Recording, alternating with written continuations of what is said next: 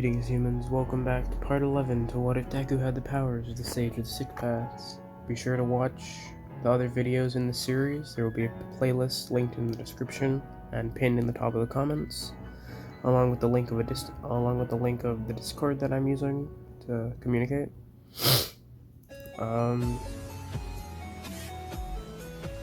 Also stay to the end for important messages. But in the last part, Deku tells Hagakure about his interaction with Tomura, and the events of the two heroes' movies take place. The forest training arc goes similarly as it did in canon,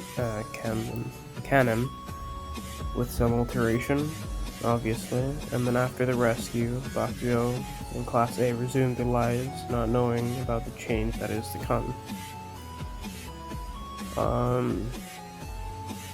A letter sent out and the teachers go and ask the parents of the students permission to allow the students into their dorms. Unlike in canon, Inko does not deny All Might, knowing that Deku can handle himself. Deku thanks his mother and shows them the letter that he had gotten prior to Koda as a form of apology, and upon seeing this letter, Inko and All Might smile, knowing that Deku is becoming a true hero.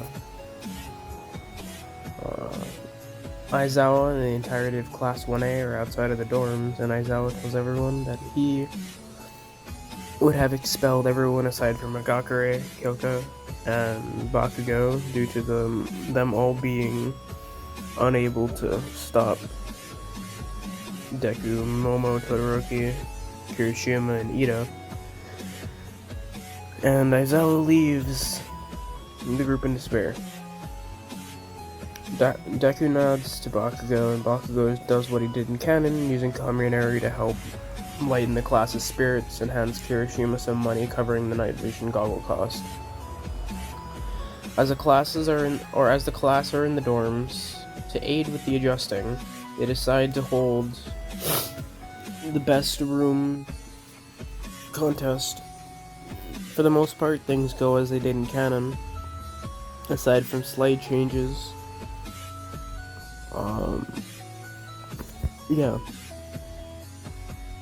Aside from slight changes, that, like Deku's room, scrolls and notes littering the floor, and the class can't read anything. But knowing that it's Deku, they don't really care.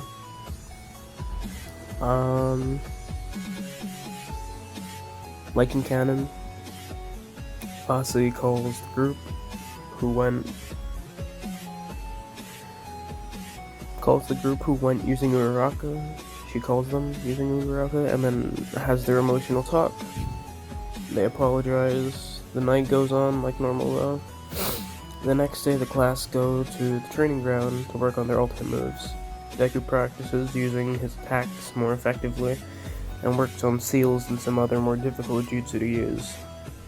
After that, Deku goes around and helps other students in making and revising their techniques.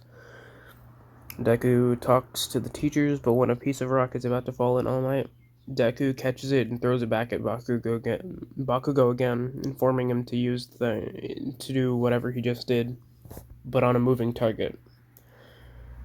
And then Bakugo does the AP shot again, but on a moving target.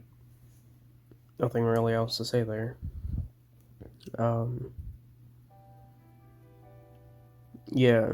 Bakugo just goes back to practicing again after that.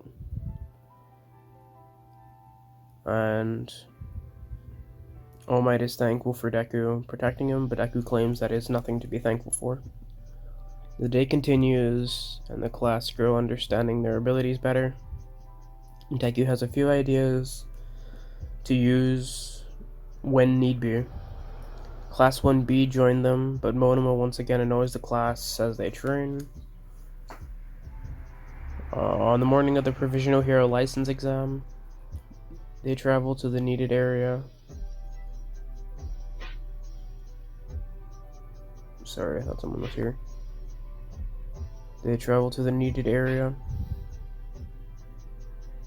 On the bus, as everyone is talking, Deku remains quiet, thinking, not even talking to Hagakure. The class noticed that as odd, but don't pay much attention to it until they see Hagakure beginning to ask Deku what's wrong. After another second or so of nothing, Deku responds with a serious tone, "Mr. Aizawa, are you going to tell us?"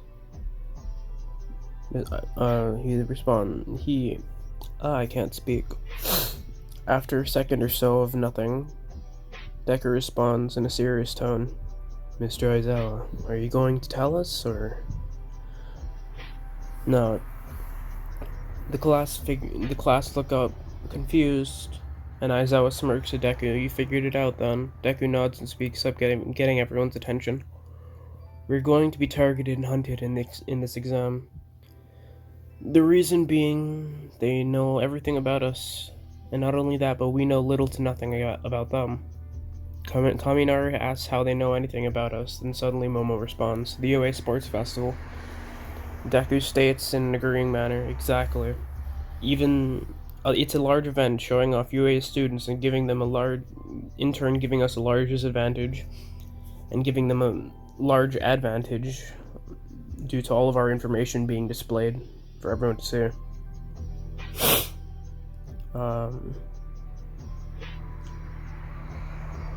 I recommend that all of you keep yourselves on guard and make sure that you do not work alone. We will help anyone in need. Understood? Everyone nods at Deku's words and prepare themselves for the exam ahead. When the bus stops, the class gets off and meet views with many other hero high schools. Before anything else, Aizawa gets the attention of everyone and tells them that they should do their best, because if they pass, they become semi-pro heroes. Kirishima is excited about it and is about to scream plus ultra when a tall kid wearing a hat suddenly interrupts him, saying it first. Deku, seeing the opportunity, reads his quirk, it being Whirlwind, a wind-based quirk, obviously. Deku keeps this in mind and stares at the class, and shares it with the class. When he walks away though he is off-put, when he looks at a girl standing behind him and another purple-haired boy standing to the side of her. At first, Deku does not pay much attention to them, but looking at their quirks, Deku is able to tell the purple-haired boy's quirk is Meatball, being able to turn people into meatballs in theory. But the girl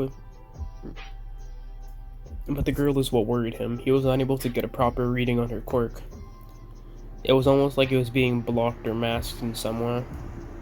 Deku tells his class about the quirks and they are thankful about the info, but are also worried about the lack of her quirk info. Deku explains the rest of the high schoolers' information to his class so that they understand more than before and are able to properly plan out what they're going to do. A short while after this, Deku tells the class... Wait a minute. A short while after Deku tells his class of their quirks, a hero walks up to Aizawa and smiles, striking up a conversation, telling jokes and flirting with him.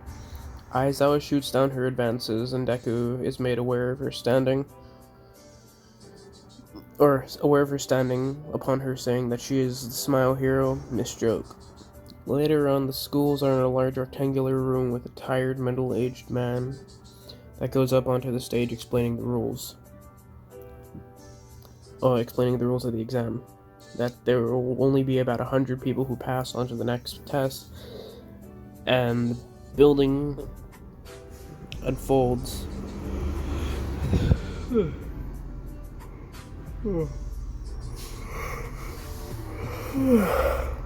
I apologize for that. That only about 100 of them will pass. And as the building unfolds, the tired man complains about the work yet again. Suddenly, what Deku had assumed to be true happens, and the schools launch their attacks at UA, attempting to get them out. But to many of the students' surprise,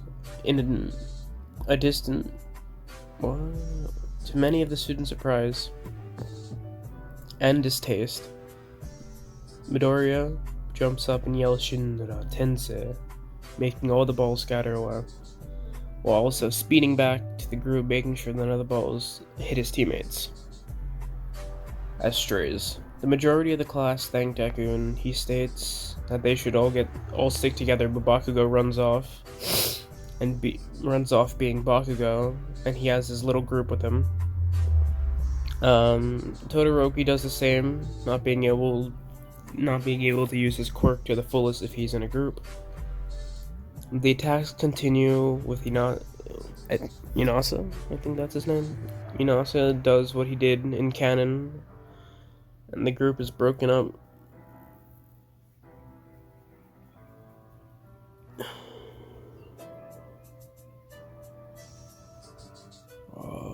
Where was I? The attacks continue with Inasa doing as he did in canon, and the group is also broken up and split into many different groups. Deku is worried about Hagakure but notices a presence, and before one of his tags get hit, Deku jumps away dodging it. When he looks up, he sees a person he was unable to get a quirk reading on. She throws 2 more balls at Deku but then suddenly disappears from his view, to be behind him. Dodging yet again, Deku jumps back, but once again she is behind him. Suddenly a few students show up and Deku notices the girl is gone, but Ochako has suddenly appeared. Deku thinks that she had brought the students to him unintentionally and grabs onto her, trying to get the pairs to somewhere safe, and breaks the ground to give himself cover. The pair are hidden, and Deku tries to make sense of the situation when he reaches behind himself and grabs onto Ochako's wrist, stopping a ball from hitting one of his markers. Deku then poofs away, and the Ochako imposter is shocked to sense Deku behind her with a kunai and speaks up. The real Uraraka would have used her quirk, and I would have been able to get a proper reading, but not off of you. The imposter smirks, and suddenly a goop-like substance drips from Ochako, revealing a student from before. Deku is dodging the student when Sero and Uraraka jump in to help. She gets away. Deku seriously wants to go after her, but he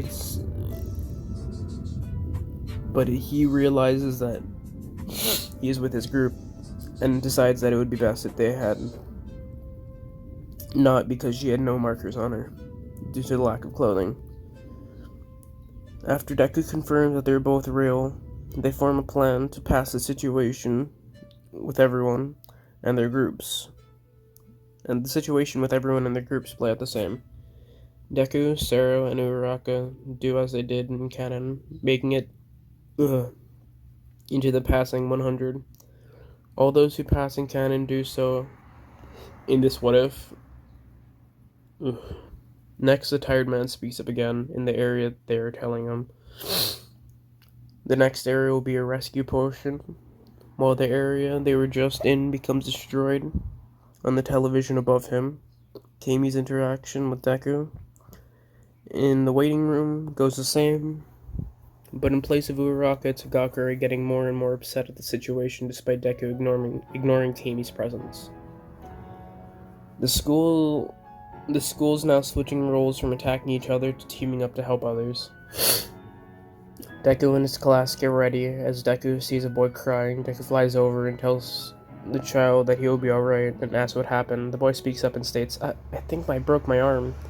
Deku looks at the arm. It's relatively okay, but with clear red markings to represent that it is broken.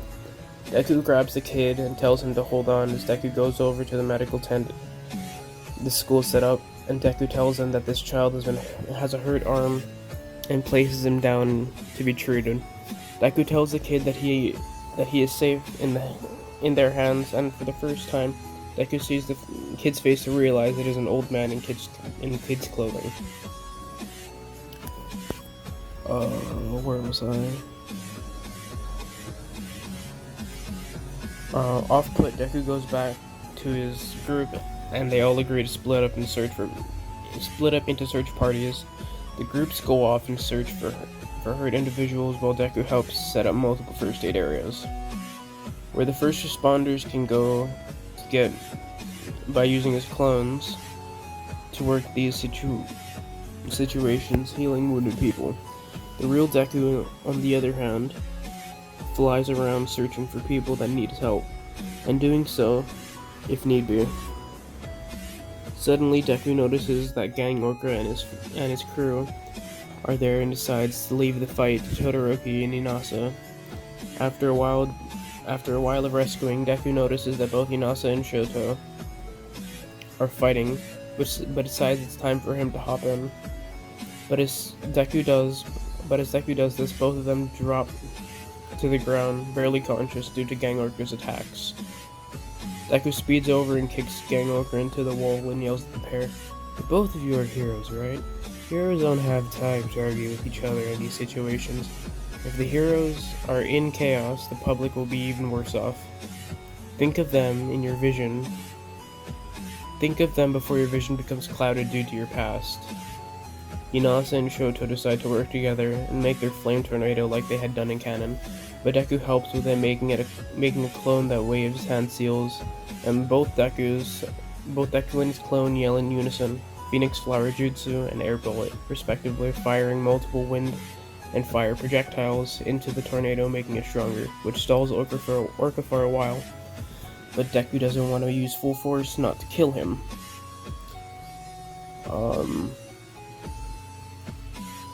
But in doing so, it does not completely take him out, but it does come close. After some time, the exam is over. Sorry, someone just texted me.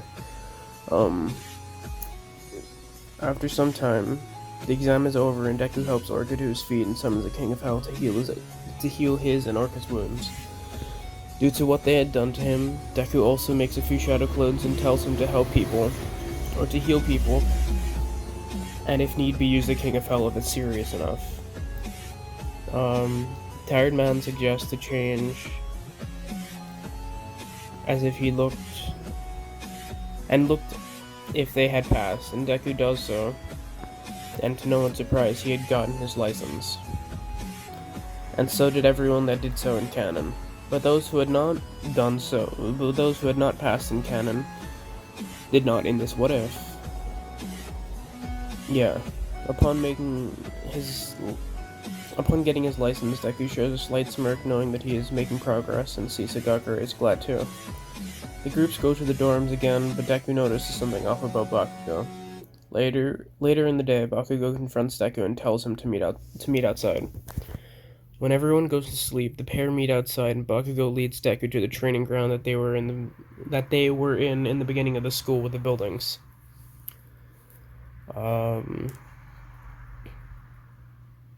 Deku asks what they are doing there, and Bakugo tells Deku that he knows all about the truth of his quirk. Deku, confused and slightly worried, asks Bakugo what he means. What he means about the truth of his quirk. And then Bakugo responds, "When I was at the League of Losers base, their boss told me about why they wanted you as a hostage. Not only for your quirk, but for your eyes as well.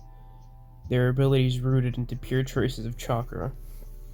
Deku looks at Bakugo and questions where this is going, and Bakugo says that he wants to fight. Deku advises against it and tells him it's not such a good idea, but Bakugo, not caring, lunges at Deku after screaming, if we were fighting in school, the teachers would stop us.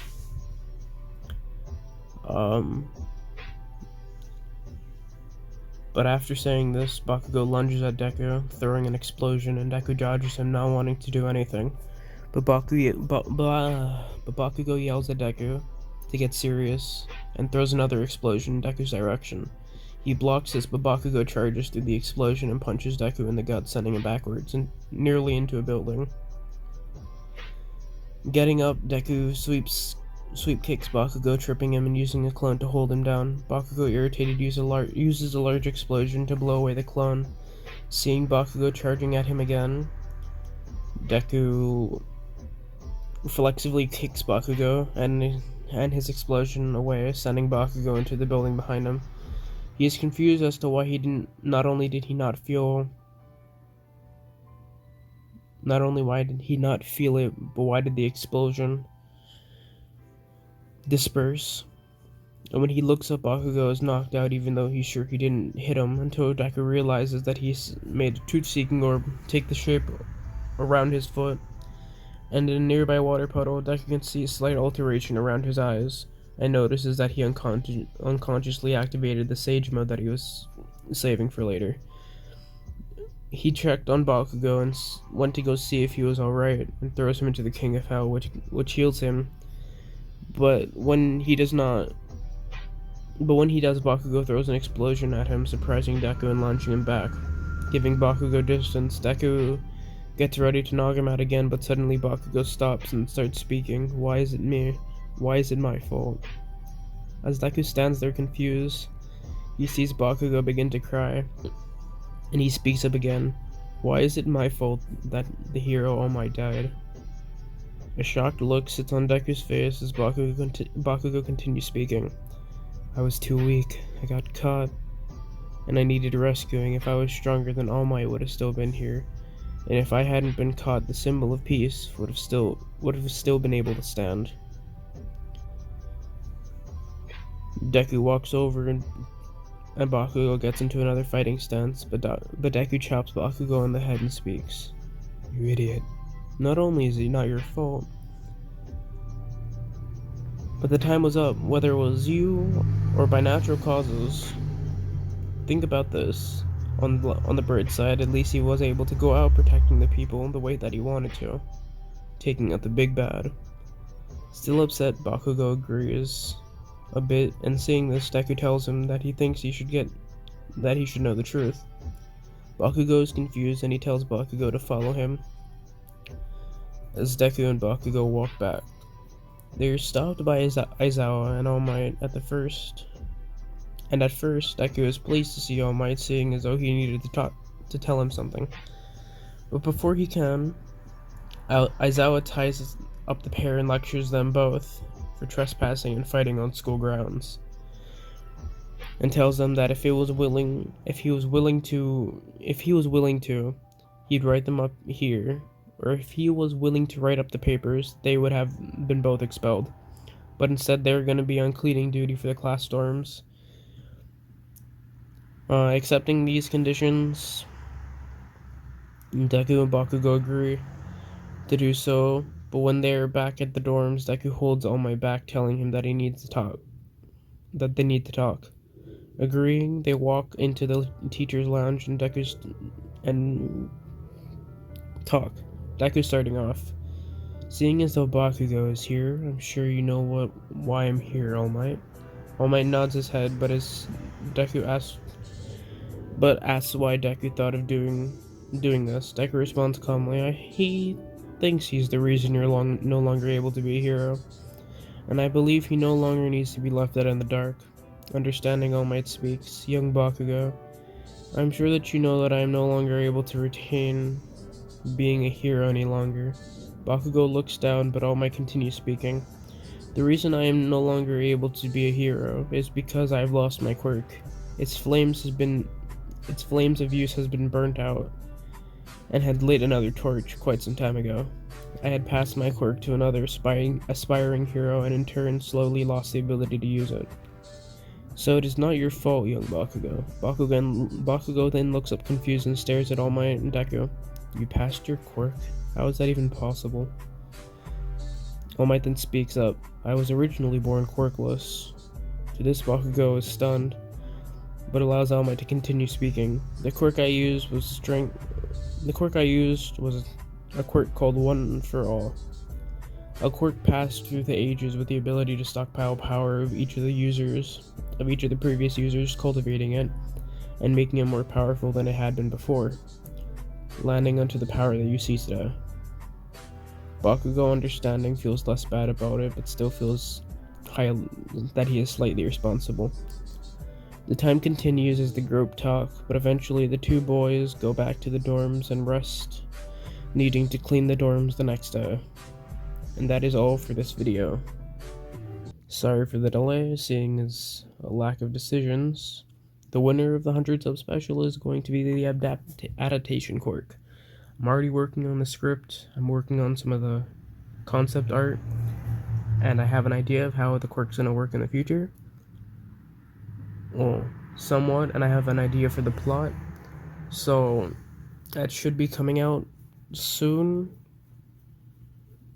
ish. I don't know. It might. I'm gonna try and get it out as soon as physically possible, though. I'm gonna start working on it. And thank you again for all the support. Sorry for the wait. Sorry for the delay. And sorry for the future delays that are bound to happen. With that being said, see ya.